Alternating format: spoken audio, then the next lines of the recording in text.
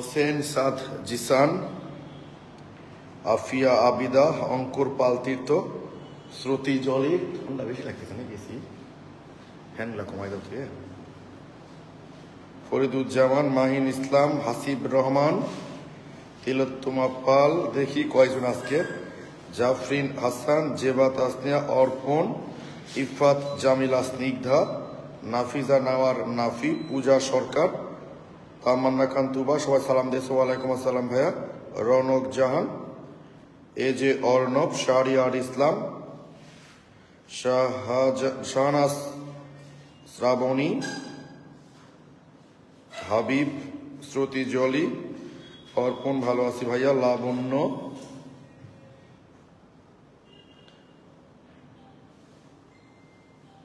আশিকুর রহমান আশিক, পলাশ, তুহিন, ফজিলাতুন্নেসা চমক, জান্নাতুল ফেরদৌস, ওয়ালাইকুম আসসালাম। কি মেহেদি, তুমি হঠাৎ করে আজকে ক্লাসে? নাফি, জারিন, তাসনিম। ওকে, তো সাউন্ডটা দেখে নিয়ে আমরা ক্লাসটা শুরু করি। ওকে,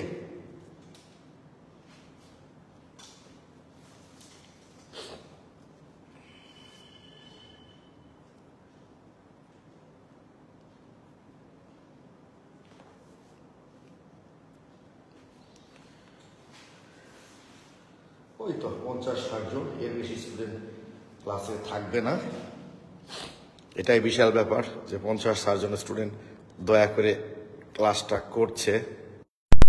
কিন্তু দেখলাম একজন কমেন্ট করছে যে আপনি প্রতিদিন ক্লাস নিচ্ছেন কেন? ঠিক আছে,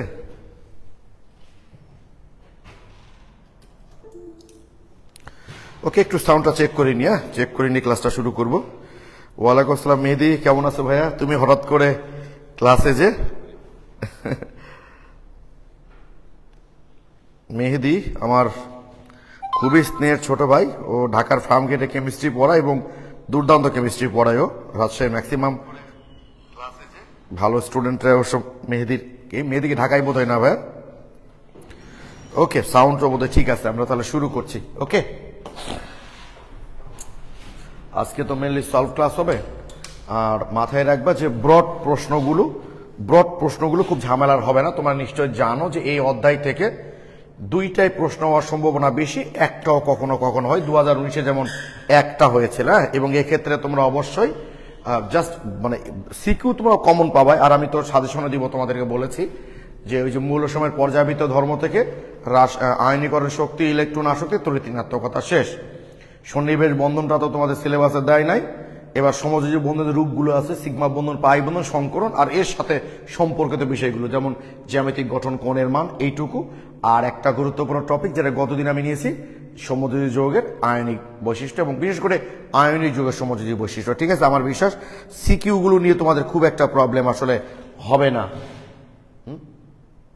ঠান্ডা লাগছিল বুঝছো না? এটা লাইট চাচ্ছিল বেলে, কি বলছে? ও, আমার চেহারা দেখলে আবার দেখতে পাবে না ভাই, তোমরা বলছো বোর্ড ভালো দেখতে পাবে না। অসুবিধা নেই, অন্ধকার লাগলেও দেখো আমি বোর্ডের ব্যাকগ্রাউন্ডটা চেঞ্জ করে দিই, তাহলে দেখবা যে ঠিক হয়ে যাবে। দেখো এখন ঠিক আছে, বোর্ডটা ভালো দেখা যাবে।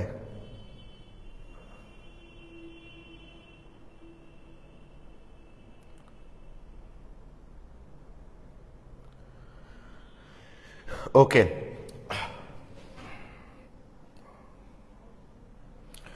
জারিফ হোসেন, এই অধ্যায়ের এমসিকিউ এর পিডিএফ দিলে ভালো হতো। তোমাদের তো সবার কাছে বোধহয় বই আসেই ভাইয়া, বুঝছো? এমসিকিউ এগুলো কোশ্চিনের তো আর কোনো চেঞ্জ হয় না, কারণ 2019-এ তো পরীক্ষাই হয় নাই, সরি 2020-এর তো পরীক্ষাই হয়নি, না ইন্টারমিডিয়েট পরীক্ষা না অ্যাডমিশন টেস্ট। ফলে তোমাদের কাছে যে বই আছে ওই বইয়ের প্রশ্নের কোনো কম বেশি নাই, বুঝছো? যা আছে নতুন বই ওগুলোই আছে কিন্তু। ঠিক আছে, ওকে, তোমরা যারা প্রবলেম দিয়েছ বিশেষ করে এমসিকিউ, সেগুলো আমি আগে একটু সলভ করি, তারপর আমরা চলে যাব আবার সিকিউ এ যাব পরবর্তীতে, টাইম পেলে একটু দাঁড়াও। ওকে, আমি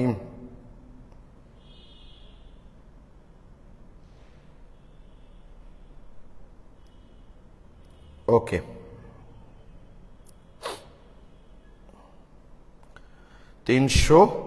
দেখো আমি একদম সিরিয়ালি, তোমরা যারা প্রবলেম বলেছো মাথায় রেখো, সবসময় বলি আমি যে তুমি যদি 100% নম্বর পেতে চাও, 100% নম্বর পেতে চাইলে এমসিকিউ ভালো করতে হবে, ঠিক আছে। সিকিউ কমন পাবাই, সিকিউ নিয়ে কোনো অসুবিধা, সিকিউ পোলাপান ফুল মার্কসই পায়, যতটুকু মার্কস কাটা যায় সব এমসিকিউর জন্য। আমি দেখছি তাহমিদুল ইসলাম অমি বোধ এগুলো দিয়েছ, 323 পেজ থেকে শুরু করছে না, আচ্ছা সরি চলে গেছে, 323 পেজ 17 নাম্বার।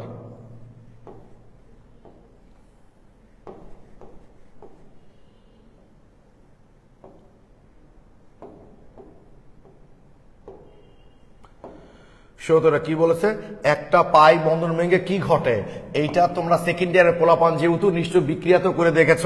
ধরো এই যে CH2 ডাবল বন্ড CH2, তোমরা ধরো এখানে ব্রোমিন যুক্ত করলা, যুক্ত করলে কি হয় বলতো, এই যে একটা পাই বন্ড ভেঙে এই একটা ব্রোমিন যুক্ত হলো, এই একটা ব্রোমিন যুক্ত হলো, তাহলে কি দেখতে পাচ্ছ তোমরা, একটা পাই বন্ড ভেঙে দুটা সিগমা বন্ড গঠন হয়। তোমরা তো অর্গানিক কেমিস্ট্রি পড়েছো ভাই, দেখো নেই যুদ্ধ বিক্রিয়ায় কি ঘটে, একটা পাই বন্ড ভেঙে দুটা সিগমা বন্ড তৈরি হয়, আর অপসারণ বিক্রিয়ায় কি ঘটে, দুটা সিগমা বন্ড মিলে একটা পাই বন্ড তৈরি হয়, ঠিক আছে। একটি পাই বন্ড ভেঙে তাহলে দুটা সিগমা বন্ড গঠন হয়। এ নাম্বার উত্তর। 325 পেজের 49, 325 নাম্বার পেজের 49 নাম্বার। নিচের কোন যৌগটি জৈব দ্রাবকে সর্বাপেক্ষা বেশি অদ্রবণীয় হবে, মানে আয়নিক বৈশিষ্ট্য বেশি, প্রশ্নের ভাষা বুঝতে হবে, ঠিক আছে। জৈব দ্রাবকে সর্বাপেক্ষা বেশি অদ্রবণীয়, মানে জৈব দ্রাবকে দ্রবণীয় নয়।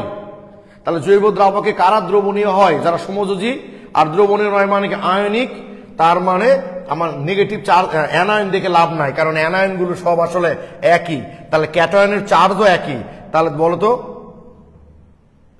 সিজিয়াম, রুবিডিয়াম, পটাশিয়াম, লিথিয়াম, এদের মধ্যে যার আকার সবচেয়ে ছোট তার পোলার আয়ন বেশি, মানে সমযোজী বৈশিষ্ট্য বেশি। তাহলে লিথিয়ামের আকার সবচেয়ে ছোট, তার মানে এর সমযোজী বৈশিষ্ট্য বেশি, তার মানে এটা সবচেয়ে বেশি জৈব দ্রাবকে দ্রবণীয় হবে। আর অদ্রবণীয় বলেছে, তার মানে এটা অ্যান্সার হচ্ছে সিজিয়াম ক্লোরাইড। মাথায় রাখবা, যার আয়নিক বৈশিষ্ট্য বেশি সে জৈব দ্রাবকে কম দ্রবণীয়, ওকে।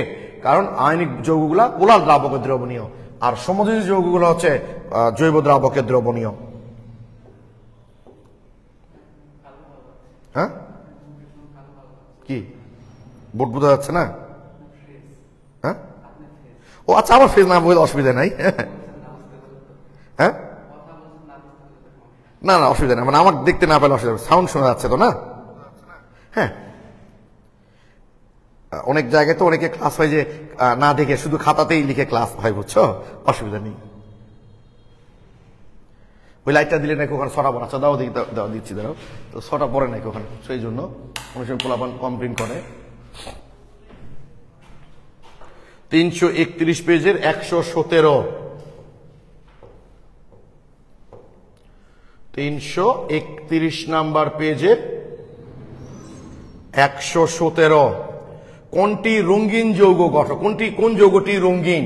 তোমরা নিশ্চয়ই জানো অবস্থান্তর মৌল এবং তার আয়নসমূহ সাধারণত রঙিন হয়। কোন যৌগ, ও আচ্ছা এখানে একটা ব্যাপার আছে, বুঝছো, বুঝতে পেরেছি। এখানে কপারের জারণ মান তো কপার 1+, তাহলে 1+ তো অবস্থান্তর না, 2+ অবস্থান্তর। স্ক্যান্ডিয়াম তো অবস্থান্তর নয়, ম্যাগনেসিয়ামও তো নয়। এটা আসলে এই যৌগটার বইয়ে তোমাদের প্রশ্নটা আসলে ভুল দিয়েছিল, পরে আবার ঠিক দিয়েছে, জানো এটা কোবাল ক্লোরাইড হতো, এটা কোবাল ক্লোরাইড হতো, মানে কার্বনিল ক্লোরাইড না, ঠিক আছে। এটা কোবাল ক্লোরাইড হতো, ভুল করে তোমাদের মূল প্রশ্নে ভুল ছিল এটা, ওটা বড় হাতের দিয়ে ফেলেছে আসলে, ফলে উত্তরটা আসলে বি হতো। তো যদি এটা কার্বনিল ক্লোরাইড হয় তাহলে তো উত্তর উপায় নাই, কপার দিতে হবে, তাই তোমাদের এখানে কপার দেওয়া আছে। আসলে এটা ভুল ছিল, এটা সিও ওটা ছোট হয়ে যেত এবং উত্তর সেক্ষেত্রে বি হতো, ঠিক আছে। 158, 334 পেজের 158 নাম্বার। কি বলেছে, একটি মৌলের দ্বিতীয় শক্তি স্তরে মোট ইলেকট্রন সংখ্যা 5, ওকে। এর হাইড্রাইড যৌগেতে মুক্ত জোড় ইলেকট্রন কয়টা হবে? আচ্ছা কি হয়েছে, এটা একটি মৌলের দ্বিতীয় শক্তি স্তরে মোট ইলেকট্রন সংখ্যা হচ্ছে 5, তাহলে দ্বিতীয় শক্তি স্তরে ইলেকট্রন সংখ্যা 5, এর হাইড্রাইড যৌগের ক্ষেত্রে তার মানে দ্বিতীয় শক্তি স্তর ইলেকট্রন সংখ্যা 5 হচ্ছে, এটা 5A গ্রুপের মৌল, বুঝছো, তার মানে নাইট্রোজেন, ঠিক আছে। এর হাইড্রাইড যৌগের ক্ষেত্রে মুক্ত জোড় ইলেকট্রন অ্যামোনিয়া, তার মানে এটা অ্যামোনিয়া, এস অরবিটালে না, এস অরবিটালে না তো, sp3 সংকর অরবিটাল, কারণ অ্যামোনিয়া তো সংকর অরবিটাল তৈরির মাধ্যমে গঠিত হয়, এবং অবশ্যই এটা একটা লিগ্যান্ড। তাহলে উত্তর হবে 2 এবং 3। কি আছে এখানে? ও হ্যাঁ 2 আর 3 আছে, ওকে ঠিকই আছে, ওকে। আচ্ছা 234,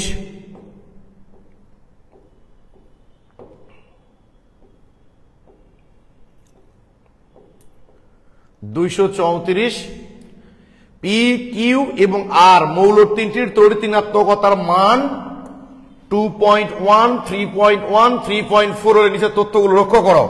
পি কিউ যৌগটি পোলার সমযোজী। পি কিউ, পি এবং কিউ অবশ্যই, কারণ এদের মধ্যে তড়িৎ ঋণাত্মকতার পার্থক্য 1। আমরা জানি 0.5 থেকে 1.7 এর মধ্যে যদি তড়িৎ ঋণাত্মকতার পার্থক্য হয় তাহলে সেটা পোলার সমযোজী হয়। তাহলে পি কিউ যৌগটা পোলার সমযোজী, ঠিক আছে? ওকে, তাহলে পি কিউ এর চেয়ে পি আর এর আয়নিক ধর্মকে মিথ্যা, কারণ এই দুটার তড়িৎ ঋণাত্মকতার পার্থক্য হচ্ছে এই দুটার তড়িৎ ঋণাত্মকতার পার্থক্য বেশি। তাহলে অবশ্যই তড়িৎ ঋণাত্মকতার পার্থক্য যদি বেশি হয় তাহলে এটা তো পি কিউ এর চেয়ে এত আয়নিক ধর্ম কম না, আয়নিক ধর্ম বেশি হবে। পি কিউ এর চেয়ে পি আর এর আয়নিক ধর্ম বেশি হবে, এটা ভুল। কিউ আর যৌগটি বিশুদ্ধ সমযোজী। কিউ আর যৌগটি কখনোই বিশুদ্ধ সমযোজী হবে না। দুইটা পরমাণু তড়িৎ ঋণাত্মকতার মান যদি সমান হয় তাহলে তারা বিশুদ্ধ সমযোজী হয়। আসলে এখানে অ্যান্সারই নাই এটার, বুঝছো? অ্যান্সার তো শুধুমাত্র এক নাম্বারটা হচ্ছে, এটা এক নাম্বারটা হচ্ছে, এটার আসলে অ্যান্সার নাই এখানে সঠিকটা। ওকে, 234, আচ্ছা দেখলাম তো, 343 পেজ।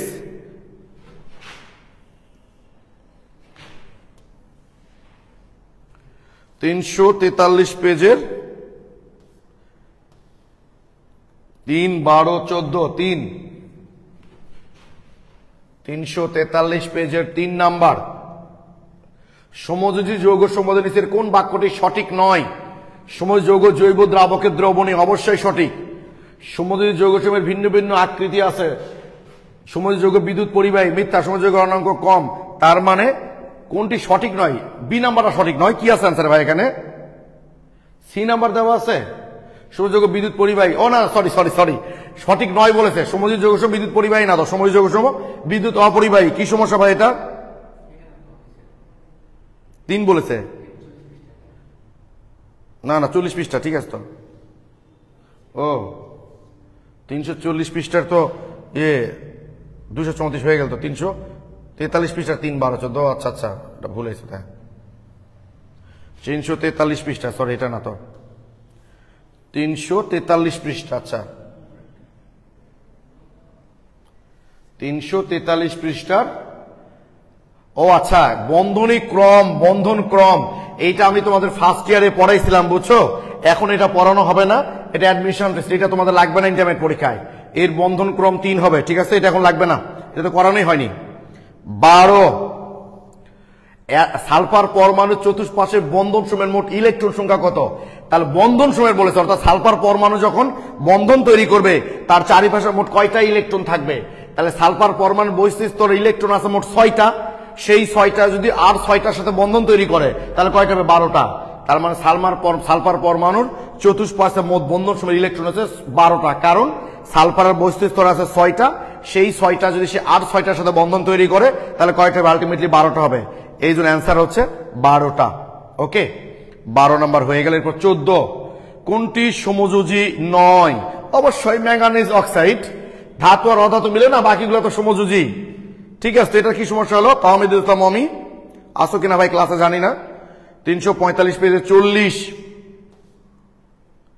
40, নাইট্রোজেন অণুতে কি ধরনের সংকরণ বিদ্যমান? এটা তো খুব সহজেই করা যায় ভাই। নাইট্রোজেন ট্রিপল বন্ড, খুব সহজ কথা। তাহলে নাইট্রোজেন তো মৌলিক অণু, এগুলো এমনি করা যায়। নাইট্রোজেন ট্রিপল বন্ড যেহেতু, তাহলে নাইট্রোজেনের ইলেকট্রন বিন্যাস কি? 1s2 2s2 2px1 2py1 2pz1, তাই তো? তার মানে অবশ্যই এই দুইটা অরবিটাল কখনোই সংকরণে অংশ নিবে না, এই জন্য কারণ দুটা পাই বন্ড আছে। সংকর অরবিটাল গুলো পাই বন্ড তৈরি করে না, তার মানে এটা সংকরণ sp। আর খুব সহজ কথা, দুটা পরমাণুর মধ্যে যদি ট্রিপল বন্ড থাকে কোনো কথাই হবে না, সেটা sp, কারণ ট্রিপল বন্ড আছে মানে অবশ্যই বাকি দুইটা অসংকরিত অরবিটাল আছে। ওকে, 354 পেজের 188।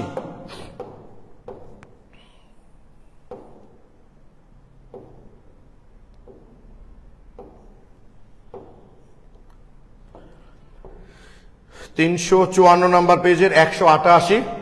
নিম্নের কোন পরমাণুর প্রথম আয়নীকরণ শক্তির মান সর্বোচ্চ? অবশ্যই সি নাম্বার। এটা খুবই গুরুত্বপূর্ণ ভাইয়া, এটা আমি খুব গুরুত্ব দিয়ে তোমাদের করিয়েছিলাম আমি।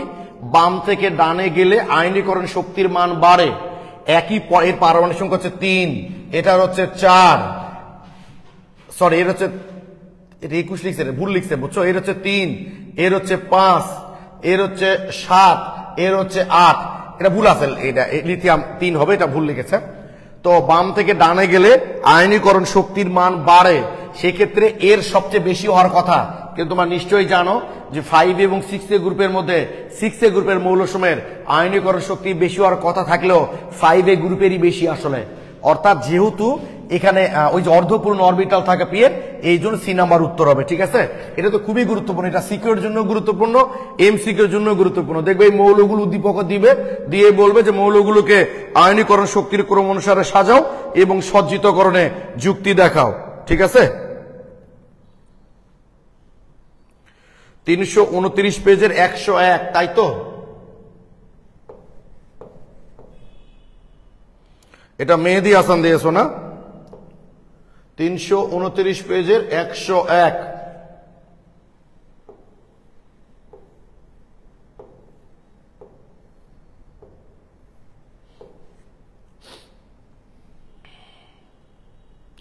আর ব্রডের যদি কোনো প্রবলেম আরো বেসিক্যালি বা থাকে, তোমাদের কোনো অসুবিধা নাই। আমরা তো অফলাইন যখন শুরু করব তখন সেগুলো নিয়ে আসবে ভাই। হ্যাঁ, আমরা এই ক্লাসগুলো শেষ করি তার মানে শেষ তা তো না, আমরা ক্লাসগুলো এগিয়ে রাখতেছি।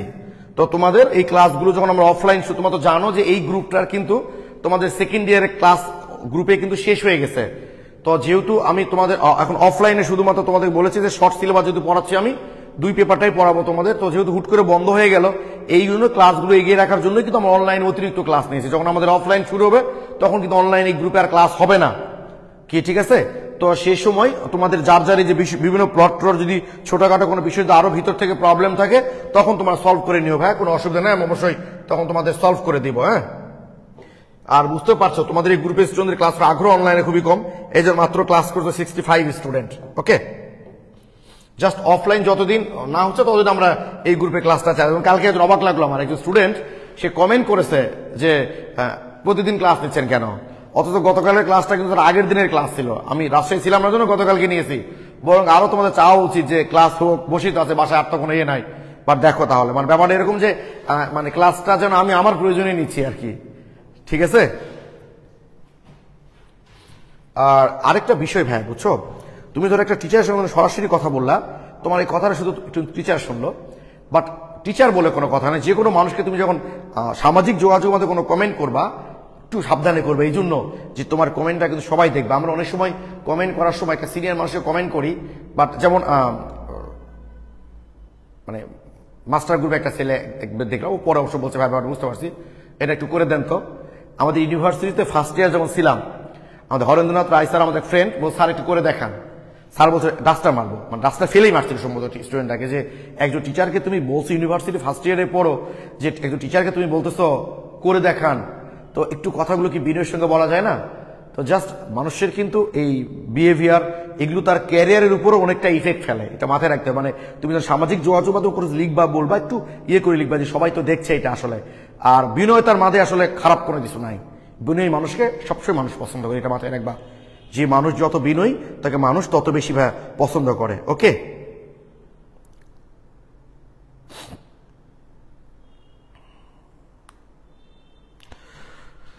তিনশো 29 নিম্নের কোন যুগল দুটি মৌল অষ্টক সম্প্রসারণ ঘটতে পারে?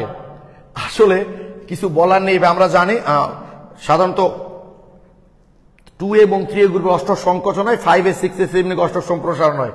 আসলে এক্ষেত্রে উত্তর কিন্তু সি আর ডি দুটাই হয়। সালফারও তৃতীয় পর্যায়ের মৌল, সিলিকনও তৃতীয় পর্যায়ের মৌল, ফসফরাসও তৃতীয়, এই দুটা গ্রুপেরই হয়। এবং দুটা তো পূরণ করতে পারবা না, এই জন্য তোমাদের ডি নাম্বারটা দেওয়া হয়েছে, কিন্তু সি নাম্বারটা আসলে উত্তর হয়। কিছু বলার নেই ভাই, বুঝছো? এটা 1 মিনিটে কিভাবে করতে এমনি জানা যায় রে ভাই, 1 মিনিটে আবার, কিন্তু অঙ্ক না যে 1 মিনিটে করতে সমস্যা হবে। মেহেদি হাসান 96, নিচের কোন দুটি মৌল একই ব্লকের অন্তর্ভুক্ত? ইলেকট্রোবিন্যাস করবা, ঠিক আছে। সিলিকন হচ্ছে তৃতীয়, সিলিকনটা হচ্ছে বোধহয় পি ব্লক মৌল, বোরনটা পি ব্লক মৌল, গ্যালিয়াম পি ব্লক মৌল, সালফার পি ব্লক মৌল, সবই তো পি ব্লক মৌল। এগুলো অ্যান্সার তো তিনটাই হবে।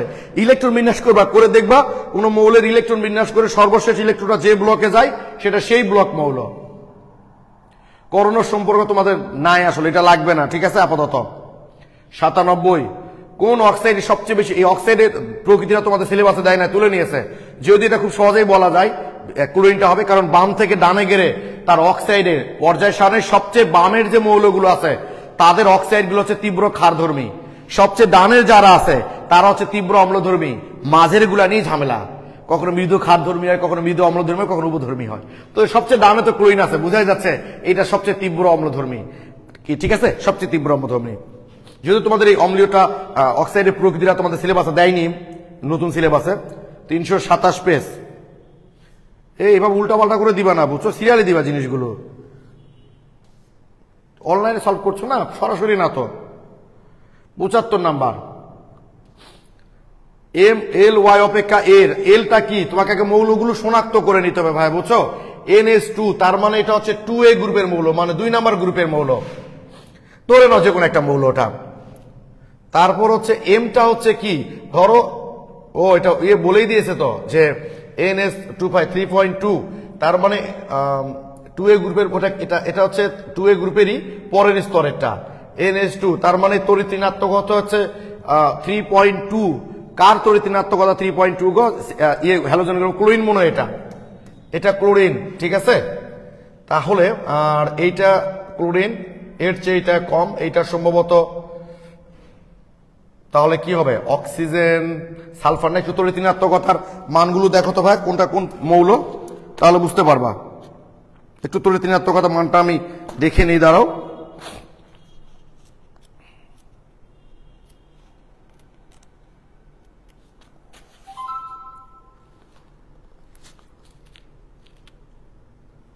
আচ্ছা, ক্লোরিন হচ্ছে তাহলে 2.5, তার মানে 2.5 তড়িৎ ঋণাত্মকতা, এটা তো কার্বনের হওয়ার কথা না রে ভাই। 2.5 তো সাধারণত দেখছি কার্বনের, 6A গ্রুপের মৌল। আচ্ছা, এমনি আমরা তাহলে আইডিয়াটা করি এখান থেকে, এটা হচ্ছে 6A গ্রুপের মৌল। ওকে, আমরা দেখি তাহলে বুঝতে পারবো, অসুবিধা নেই ভাই। এটা হচ্ছে 7A গ্রুপের মৌল, এটাও 2A গ্রুপের পরের মৌল। দেখি কি বলেছে আগে দেখে নেই। এক্স কত বলেছো এখানে,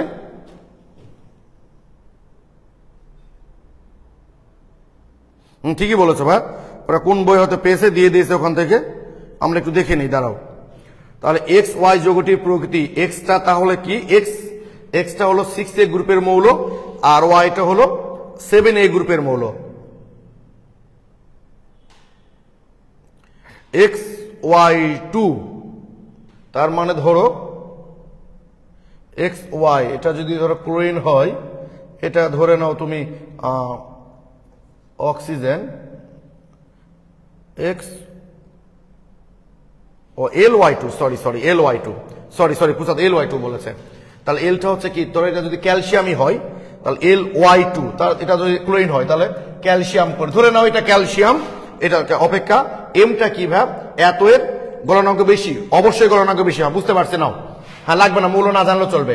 ধরে নাও এটা ম্যাগনেসিয়াম, এইটা মনে করো ক্যালসিয়াম 2A গ্রুপের মৌল, তাহলে ম্যাগনেসিয়াম ক্লোরাইড চেয়ে ক্যালসিয়াম ক্লোরাইডের গলনাঙ্ক তো বেশি হবে, কারণ আয়নিক বৈশিষ্ট্য বেশি, গতকালকে করেছি আমরা, পোলার আয়নটা কম, ঠিকই আছে।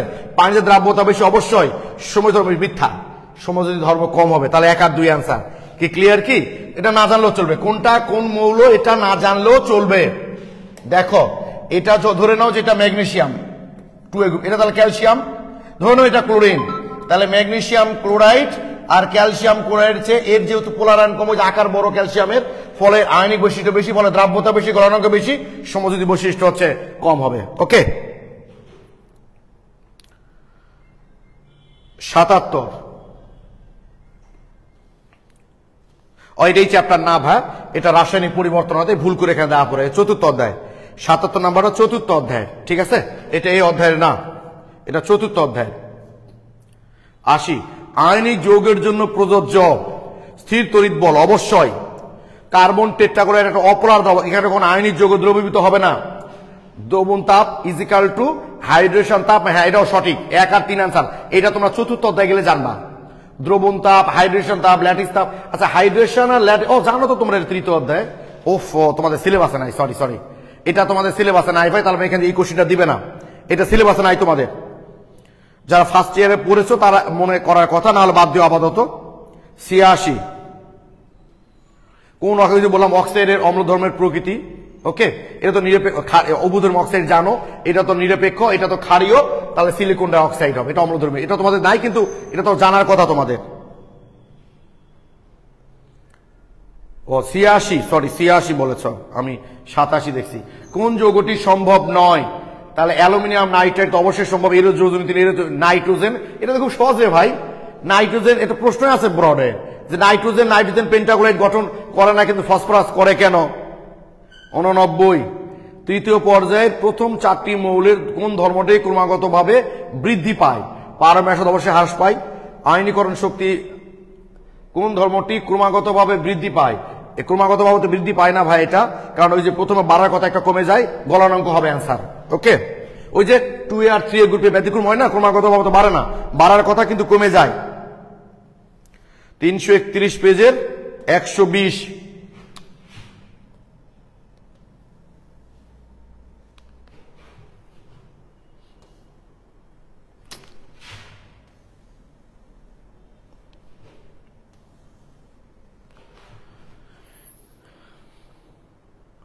ডিই যৌগটি, এগুলো অভিন্ন তথ্য একটু তোমাদের একটু বের করতে হবে, বুঝছো? ডিই যৌগটা, ডিটা কি আসলে? তৃতীয় পর্যায়ের ফুরে গ্রুপ, তার এটা হচ্ছে সিলিকন। তারপর হচ্ছে ইটা আসলে কি? এটা হচ্ছে দ্বিতীয় পর্যায়ের 6 তার মানে অক্সিজেন। ওকে, এবার কি বলেছে? ডিই2 যৌগটি মানে silicon die oxide যৌগটি। Silicon oxide যৌগটি polymer, অবশ্যই সিলিকন অক্সাইড তোমরা জানো না যে কার্বন এবং সিলিকন একই গ্রুপের মধ্যে একটা প্রশ্ন আছে, কার্বন অক্সাইড গ্যাস কিন্তু সিলিকন অক্সাইড কঠিন পদার্থ কেন? তার মানে এটা পলিমার গঠন করতে পারে, সঠিক। সিলিকন অক্সাইড অম্লধর্মী, ঠিকই আছে তো এটা। আর সিলিকন অক্সাইড তো নিম্ন গলনাঙ্ক বিশিষ্ট না ভাই, এরা যেহেতু বিশাল একটা পলিমার গঠন করে, ফলে গলনাঙ্ক অনেক বেশি হয়ে যায়। তার মানে উত্তর হচ্ছে 1 এবং 2। এসব অভিন্ন তথ্যভিত্তিক প্রশ্নের ক্ষেত্রে তোমাকে আগে মৌল শনাক্ত করতে হবে, ঠিক আছে? তারপর আচ্ছা তোমরা বলছো এখানে, তুমি তো অনেক ক্ষেত্রে 1 মিনিট কিভাবে করবো, কিভাবে মৌলটা দ্রুত বুঝবো, তো লেখাই তো আছে তৃতীয় পর্যায়ের ফুরে গ্রুপ। তৃতীয় পর্যায়ের ফুরে গ্রুপে কোন মৌল আছে? দ্বিতীয় পর্যায়ের 6 গ্রুপে কোন মৌল আছে? পর্যায় সারণীর সম্পর্কে তো ধারণা থাকতে হবে, হ্যাঁ, নাহলে হবে না। কিছুই পড়বো না যদি বলেন পড়ালেখা করবো না, কিন্তু ভালো রেজাল্ট করবো কিভাবে, এর কোনো সহজ পথ নাই ভাই, ঠিক আছে? 333 পেজের 149 সিলিকন টেট্রাক্লোরাইড অ্যামোনিয়া বন্ধন কোণের সঠিক ক্রম কোনটি? নিশ্চয়ই বুঝতে পারছো, সিলিকন টেট্রাক্লোরাইড, এটার সংকোণ হচ্ছে sp3 এবং এর কোনো মুক্ত জোড় ইলেকট্রন নাই, তার মানে 109.5 ওটাই হবে। বোরন ট্রাইফ্লোরাইড sp2, তার মানে 120, আর অ্যামোনিয়ার sp3 কিন্তু মুক্ত ইলেকট্রন থাকার কারণে 109.5 এর চেয়ে কম হবে, এবং অ্যামোনিয়াটা আমাদের মুখস্থ 107। তাহলে সবচেয়ে বড় হবে কার? সবচেয়ে বড় হবে বোরন ট্রাইফ্লোরাইডের, তারপর সিলিকন টেট্রাক্লোরাইড, তারপর হচ্ছে অ্যামোনিয়া। তার মানে উত্তর হচ্ছে ডি নাম্বার, ঠিক আছে? এটা সংকরণ করতে হবে। সিলিকন টেট্রাক্লোরাইড কোনো মুক্ত জোড় ইলেকট্রন নাই, তার মানে 109.5। বোরন ট্রাইফ্লোরাইড sp2 কোনো মুক্ত জোড় ইলেকট্রন নাই, তার মানে 120। অ্যামোনিয়ার sp3 কিন্তু মুক্ত জোড় ইলেকট্রন আছে, তার মানে অবশ্যই কমে যাবে, এবং অ্যামোনিয়া যেহেতু দিয়েছে আমাদের মুখস্থ সবার 107, 157, 158। এমন করে যৌগের ডাইমারে মুক্ত জোড় ইলেকট্রন কয়টি? সন্নিবেশ বন্ধনের মাধ্যমে তৈরি হয়। এই সন্নিবেশ বন্ধনটা তোমাদের সিলেবাসে নাই, ফলে দেওয়ার পসিবিলিটি কম। নাহলে তোমরা ব্রড একটু দেখো এটা দেওয়া আছে, এই যে ছবি একটু দেখাই, ঠিক আছে? অ্যালুমিনিয়াম ক্লোরাইড দেখো, অ্যালুমিনিয়াম ক্লোরাইড অষ্টক সংকোচন হয়, এই যে অ্যালুমিনিয়াম Cl Cl Cl। প্রত্যেকটা ক্লোরিনের বহিস্থ স্তরে মোট ইলেকট্রন ছিল কয়টা করে? 7টা, তার মধ্যে একটা বন্ধন অংশ নিয়েছে।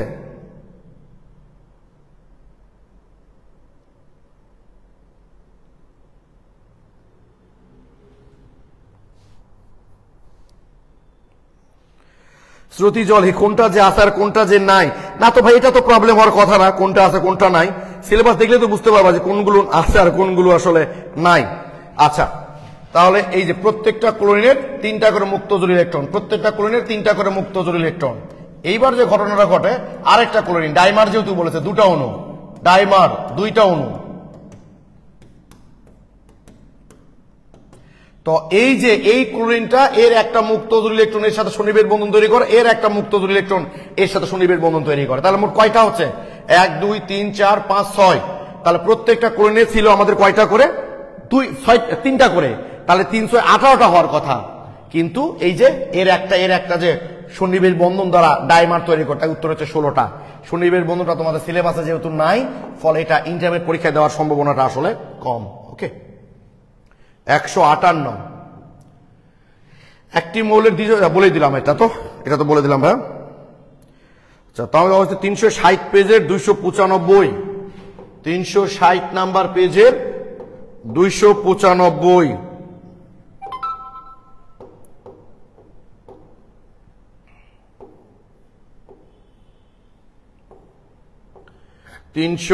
পেজের 295।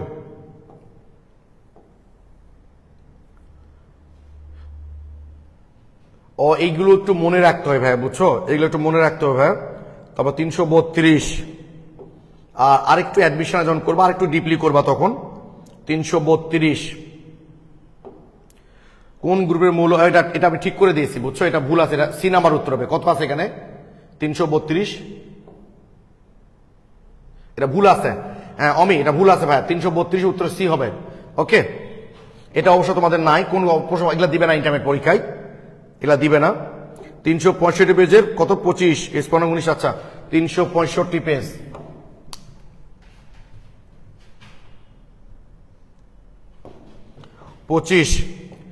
স্ফুটনাঙ্কের উচ্চ ক্রম অনুসারে এইসে পানি, অ্যামোনিয়া, মিথেনের যৌগ তালিকা বলো। আচ্ছা ঠিক আছে, দেখো পানি, অ্যামোনিয়া এবং এইচএফ এদের তিনটার মধ্যে হাইড্রোজেন বন্ধন আছে এবং এদের মধ্যে এইচএফ কিন্তু সবচেয়ে শক্তিশালী হাইড্রোজেন বন্ধন তৈরি করতে পারে, কারণ ফ্লুইডের ইলেকট্রোনেগেটিভিটি বেশি।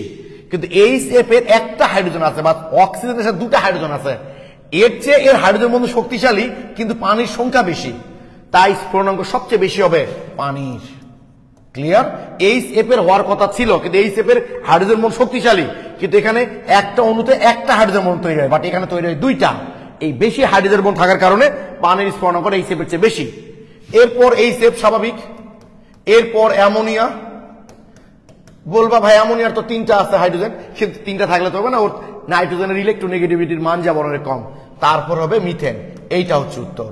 কোনটাতে আছে এটা? পানি, ডি নাম্বার উত্তর। ও আচ্ছা, এ আছে এখানে, ভুল আছে, এটা ভুল আছে ভাই। 25 নম্বর উত্তর ডি হবে। 25-এর উত্তর আসলে ডি হবে, ঠিক আছে?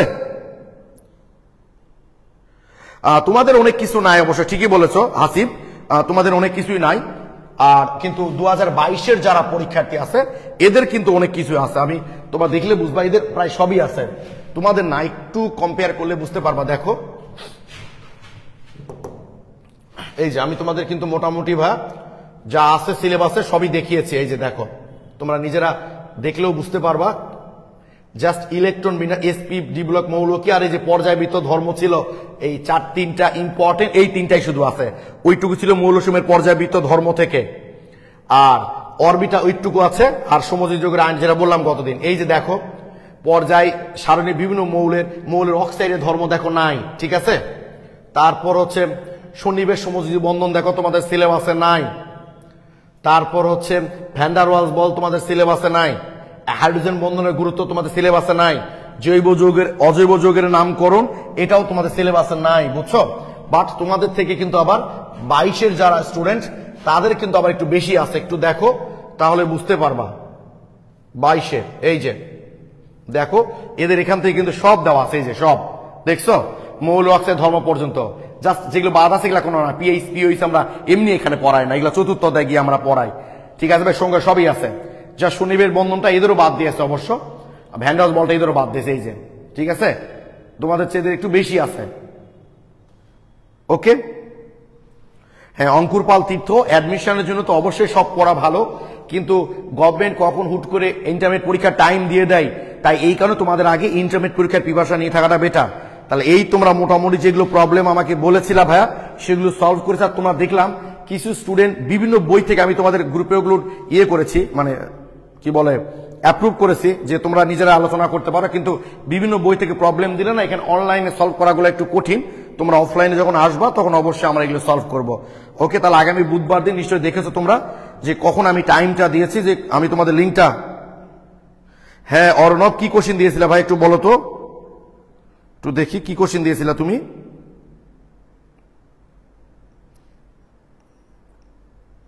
আচ্ছা এখানে আরেকটা জারিফ হোসেন, তুমি কিছু জটিল যোগের সংকরণ দিয়েছো ভাইয়া, তার মানে তুমি মনে হয় একটু দেখো জটিল যোগের সংকরণে যে ক্লাসটা আছে, প্লিজ একটু দেখো, আমার মনে হয় তাহলে তোমার সলভ হয়ে যাবে।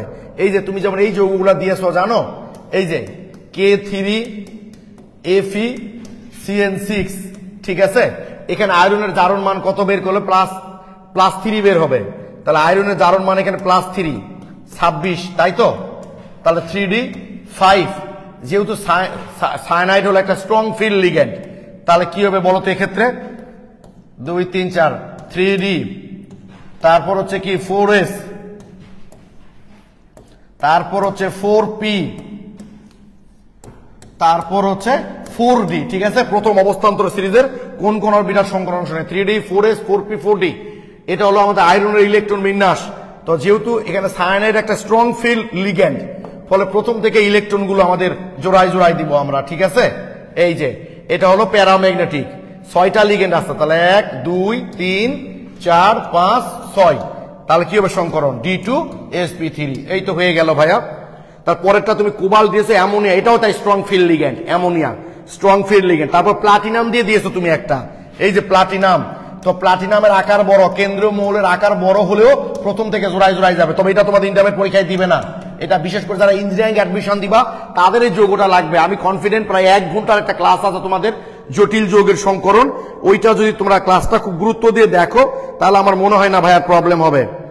অর্ণব কি দিয়েছো বা তোমারটা? আচ্ছা এই যে তুমি দিয়েছো কার্বন টেট্রাল, পানি তো বিক্রিয়া করে না, কিন্তু বিক্রিয়া করে না লিখছে রে ভাই কার্বন, এখানে তো তোমাদের বইয়ে তুমি কি চোখে দেখো না নাকি, CCl4 প্লাস পানি দিয়ে তো লিখেছে কোনো বিক্রিয়া ঘটে না, তো কি সমস্যা তোমার? এখানে তো লিখেই দিয়েছে কোনো বিক্রিয়া ঘটে না, তুমি লিখছো যে ভাইয়া এই বিক্রিয়া তো করে না, তার কার্বন ডি হবে এটা নাই তো, কিন্তু এখানে বিক্রিয়া দেখিয়েছে, কই বিক্রিয়া দেখিয়েছে, এই তো লিখে দিয়েছে কোনো বিক্রিয়া ঘটে না।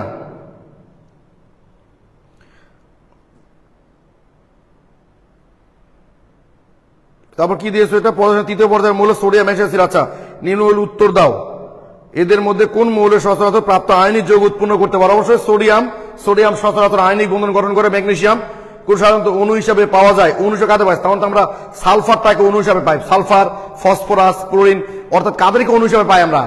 ফসফরাস P4, তাই না, সালফার S8 আর কি Cl, এই তিনটাকে আমরা সাধারণত অণু হিসাবে পাই, ঠিক আছে। এটাই দুটাই মনে দিয়েছো না কি? ক্লিয়ার কি এখন? জারিফ তাহলে তো প্রবলেম হওয়ার কথা না ভাইয়া, ওই ক্লাসে তো আমরা এই উদাহরণটাও দিয়েছি, একটু দেখো তো।